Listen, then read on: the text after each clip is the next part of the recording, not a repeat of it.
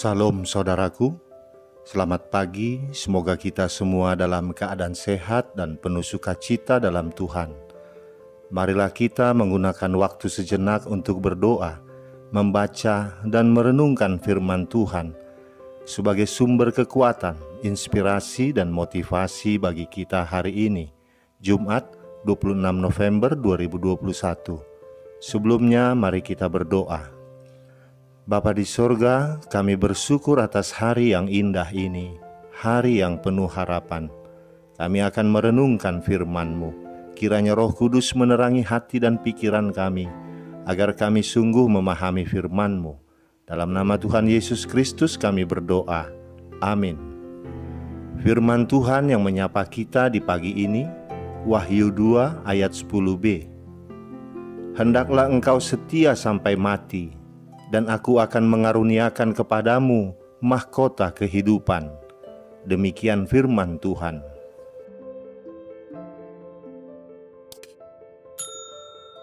Saudaraku, kota Smyrna di Turki adalah sebuah kota yang terkenal sangat makmur dan indah pada zaman para rasul. Di kota itu diberlakukan suatu aturan yang sangat keras, di mana rakyat diwajibkan untuk menyembah kaisar. Hal ini untuk membuktikan kesetiaan dan loyalitas rakyat kepada pemerintahan Romawi, sampai-sampai rakyat menyerukan kaisar sebagai Tuhan. Ini menjadi suatu tantangan besar bagi para pengikut Kristus di kota Smyrna. Sekalipun berada dalam tekanan, jemaat di Smyrna dalam kitab Wahyu ini tetap teguh mempertahankan imannya kepada Tuhan dan tak mau berkompromi dengan dosa. Mereka menolak untuk menyembah kaisar. Akhirnya mereka pun dianggap telah melanggar hukum, pembangkang, sehingga tidak sedikit dari mereka yang mengalami penganiayaan. Jemaat Smyrna rela mempertaruhkan nyawanya demi kebenaran dan berpendirian teguh untuk tidak menyembah kepada berhala atau kaisar. Mereka berkomitmen untuk tetap setia mengiring Kristus sampai akhir, sekalipun ada harga yang harus dibayar. Dalam perjalanan kehidupan rohani, kita seringkali diperhadapkan pada tantangan yang tak beda jauh dengan jemaat Smyrna ini. Tetapi karena tak kuat dengan tekanan, intimidasi, aniaya atau penderitaan, ada banyak orang Kristen yang menyerah di tengah jalan, memilih untuk melakukan kompromi dan menyangkal imannya. Padahal Tuhan telah menyediakan upah yang besar bagi setiap orang percaya yang setia sampai akhir, yaitu mahkota kehidupan. Tuhan menginginkan kita setia, apapun keadaannya, sampai akhir hidup kita. Kesetiaan penting dalam kehidupan kita sebagai anak Tuhan. Bahkan Tuhan menginginkan kesetiaan itu untuk kita lakukan sampai kita mati. Saudaraku, demi menjadi seorang pendeta, Nathan Hale masuk Yale University untuk studi teologi.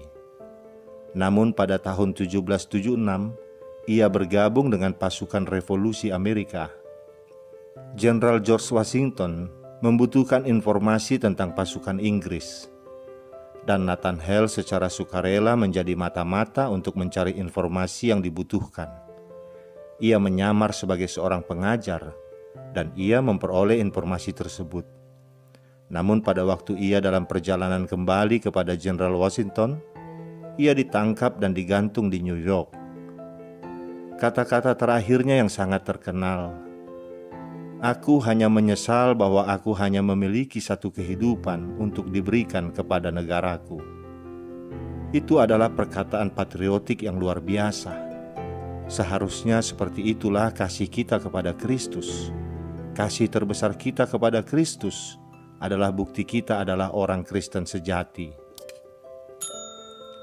Orang Kristen bisa saja mengalami penderitaan oleh karena imannya. Bahkan tidak sedikit yang jatuh dalam krisis iman. Tokoh-tokoh dalam Alkitab pun pernah mengalami krisis iman. Walaupun kita mengalami berbagai penderitaan kehidupan, bahkan krisis iman, tetapi kita tidak boleh terus-menerus terjerumus.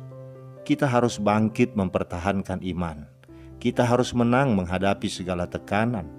Kita harus setia sampai mati. Karena Tuhan menyediakan mahkota kehidupan, mahkota kebenaran bagi setiap orang yang bertahan, setia, dan melakukan pekerjaan Kristus sampai akhir hidupnya.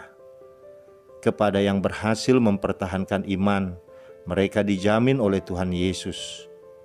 Aku tidak akan menghapus namanya dari kitab kehidupan, melainkan aku akan mengaku namanya di hadapan Bapa-Ku dan di hadapan para malaikat-Nya. Saudaraku, Tuhan begitu menginginkan kesetiaan kita, bukan hanya sekedar kata-kata, tapi membutuhkan pembuktian lewat tindakan yang nyata. Untuk membuktikan kesetiaan itu, maka dibutuhkan ujian atau proses. Mungkin di dunia ini kita tidak memiliki apa-apa yang bisa menjamin masa depan kita, atau siapa-siapa yang akan membela kita. Kita ditindas, dicemooh, dan hak kita direbut hanya karena iman dan integritas kita dalam Kristus. Namun tenanglah, seperti yang Tuhan Yesus katakan kepada jemaat Smyrna dalam Wahyu 2 ayat 9, Aku tahu kesusahanmu dan kemiskinanmu. Tuhan tahu dan memahami segala persoalan yang sedang kita alami di masa sekarang ini, dan apa yang akan kita hadapi di masa mendatang. Tuhan ingin kita mengetahui apa yang kita miliki dalam Kristus jauh lebih berharga dari apapun juga. Meski ada penderitaan di dunia ini, Tuhan menjanjikan hidup kekal bagi anak-anak-Nya. Karena itu, bangkitlah dan jadilah laskar Kristus yang setia berjuang sampai akhir. Amin, kita berdoa. Terima kasih Bapa atas firman-Mu ini yang mengingatkan kami bahwa ada banyak penderitaan, penganiayaan yang harus kami alami oleh karena iman kami kepadamu.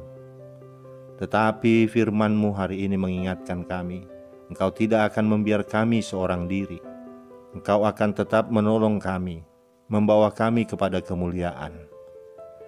Yang Engkau inginkan dan kami butuhkan adalah kesetiaan kami kepadamu.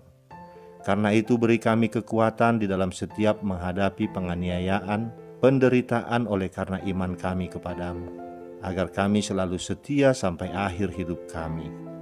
Terima kasih Bapa, di dalam nama anak-Mu Tuhan Yesus Kristus kami berdoa. Amin. Selamat beraktivitas saudaraku, Tuhan memberkati. Salam.